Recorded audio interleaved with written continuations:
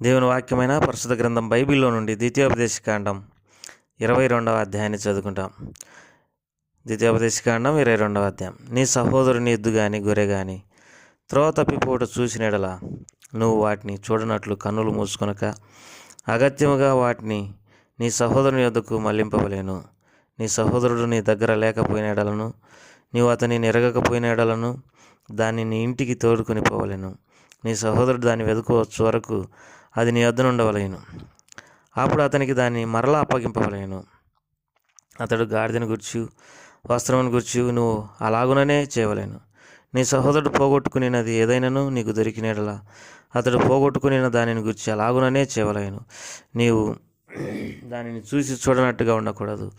నీ సహోదరుని గాడిద కానీ ఎద్దు కానీ త్రోవలో పడి ఉండుట నువ్వు చూసిన యెడల వాటిని చూడనట్లు కన్నులు మూసుకొనక వాటిని లేవనెత్తుటకు అగత్యముగా సహాయం చేయవలేను. స్త్రీ పురుష వేషం వేసుకొనకూడదు, పురుషుడు స్త్రీ వేషం ధరింపకూడదు. అలాగూ చేయవారందరూ నీ దేవుడైన యెహోవాకు హేయులు.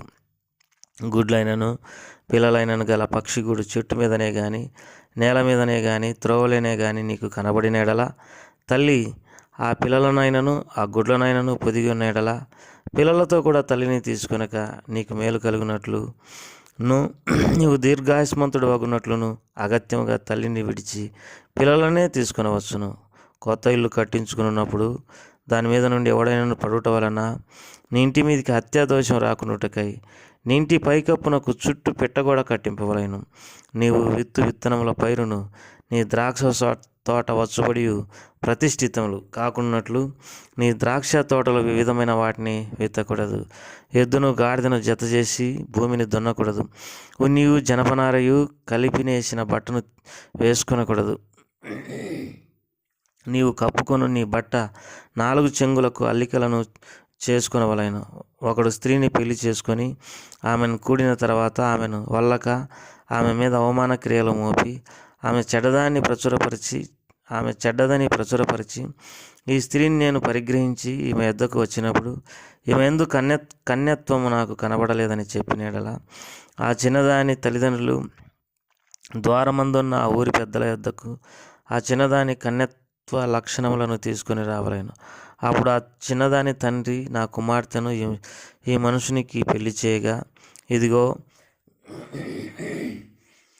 ఇదిగో అతడేమి నొల్లక నీ కుమార్తెందు కన్యత్వం నాకు కనబడలేదనియు అవమాన క్రియలు చేసినదనియు ఆమె మీద నింద మోపాను. అయితే నా కుమార్తె కన్యత్వమునకు గుర్తులివే అని పెద్దలతో చెప్పి పట్టణపు పెద్దల ఎదుట ఆ బట్టను పరచవలేను. అప్పుడు ఆ ఊరి పెద్దలు ఆ మనుషుని పట్టుకొని శిక్షించి 100 వెండి రూకలు అపరాధముగా వాని వద్దకు తీసుకొని ఆ చిన్నదాని తండ్రికి ఇవ్వలేను. ఎలా అనగా అతడు ఇజ్రాయేలీయురాలైన కన్యకను అవమానపరిచి ఉన్నాడు. అప్పుడు ఆమె అతనికి భార్య అయిండును. అతడు తాను బ్రతుకు దినములన్నిటినూ ఆమెను విడవకూడదు. అయితే ఆమె ఈ మాట నిజమైన యెడల అనగా చిన్నదాని యందు కన్యత్వ లక్షణాలు కనబడని యెడల ఆమె తండ్రి ఇంటి పెద్దల యొద్దకు ఆ చిన్నదాన్ని తీసుకుని రావలేను. అప్పుడు ఆమె ఊరి వారు ఆమెను రాళ్లతో చావగొట్టవలేను. ఎలా అనగా ఆమె తన తండ్రి ఇంట వ్యభిచరించి ఇజ్రాయేలులో దుష్కార్యం చేసినట్లు ఆ చెడుతనం మీ మధ్య నుండి మీరు పరిహరించుదురు. ఒకడు మగనాలితో క్షీణించుచుండగా కనబడిన యెడల వారిద్దరు అనగా ఆ స్త్రీతో క్షీణించిన పురుషుడును ఆ స్త్రీను చంపబడవలేను. అట్లా ఆ చెడుతనమును ఇజ్రాయేలులో ఉండి పరిహరించుదురు.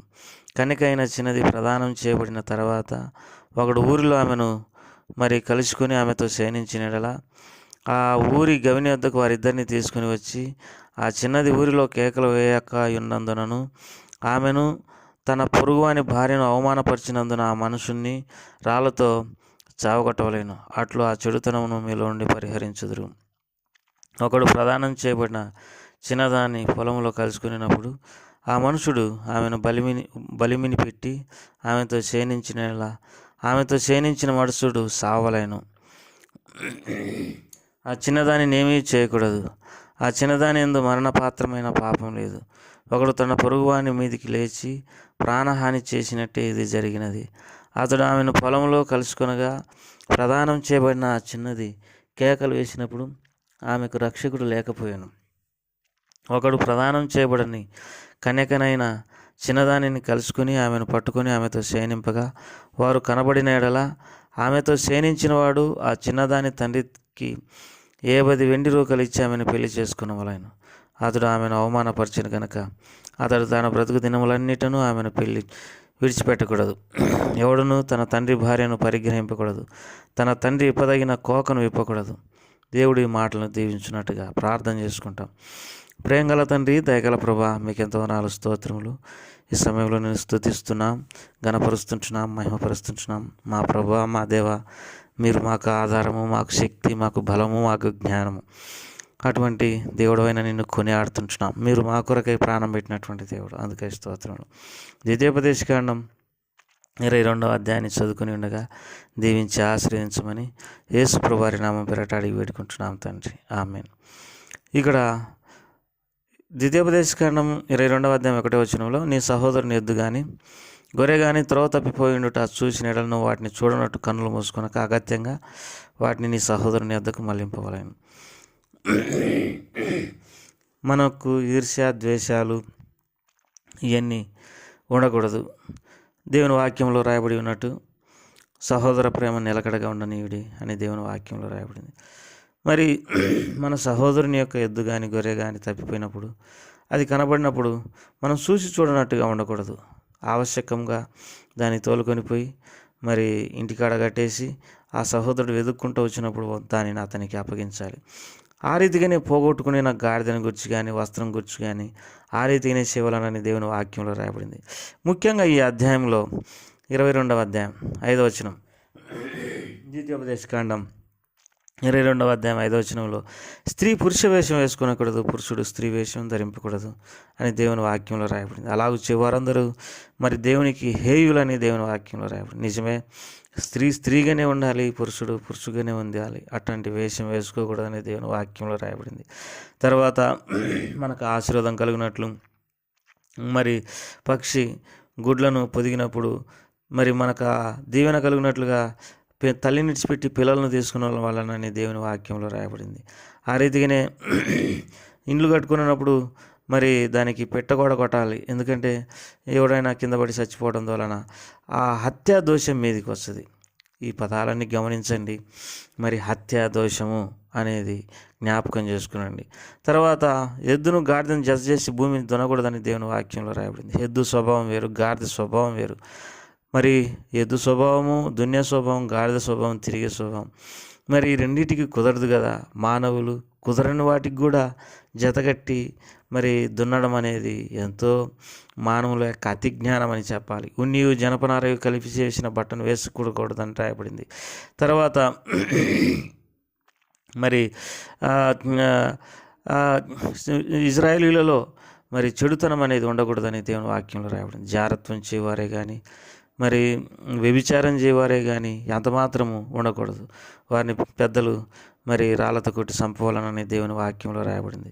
ఇట్లు ఇజ్రాయేల్లో ఉండే ఆ చెడుతనం తొలగిపోతుందని దేవుని వాక్యంలో రాయబడింది. ప్రియమైనటువంటి వారలారా, మరి దేవుడు మనలో ఉండి ఎంతో పరిశుద్ధత ఆశిస్తుంటున్నాడు. మీ దేవుడైన యెహోవా పరిశుద్ధుడు కనుక మీరును పరిశుద్ధులై ఉండుడని దేవుని వాక్యంలో రాయబడింది. రకరకాలుగా పాపాలు కట్టుకున్నటువంటి మనము, దోషాలు కట్టుకున్నటువంటి మనము, చెడుతనం కలిగినటువంటి మనము, అపవిత్రమైనటువంటి క్రియలు చేసేటటువంటి మనము దేవుని ఆశీర్వాదాలకు పాత్రులం కాకపోగా మనం ఘోరంగా శాపగ్రస్తులమవుతాం. మనమే శాపగ్రస్తులం కాదు, మన కుటుంబ సభ్యులు కూడా శాపగ్రస్తులవుతారు.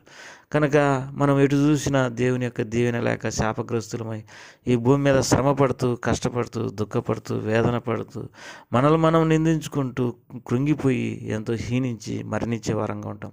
సరే, ఈ లోకంలో ఇట్లు మరణించడమేనా అంటే పాపం మరి మనల్ని నరకానికి కూడా తీసుకుపోతుంది. కనుక ప్రియమైన సోదరి సోదరుడా, భక్తి గల జీవితం ఎంతో అవసరం. సంతృష్టి సహితమైనటువంటి భక్తి గొప్ప లాభసాధకమైన ఉన్నదని దేవుని వాక్యంలో రాయబడింది. కాబట్టి మంచి భక్తి చేయడం మనము అలవాటు చేసుకోవాలి. మన మాటలు, క్రియలు, చూపులు, వ్యక్తిగత జీవితంలో మనం నడవలసినటువంటి తీరు దేవుని వాక్యానికి అనుకూలంగా ఉండేటట్టుగా చూసుకోవాలి. ఆ రీతిగా ప్రభువారు మరి మనకు దయచేయనట్టుగా మనం ప్రతిరోజు ప్రార్థన చేసుకోవాలి. అటువంటి కృప దయచేయను గాక.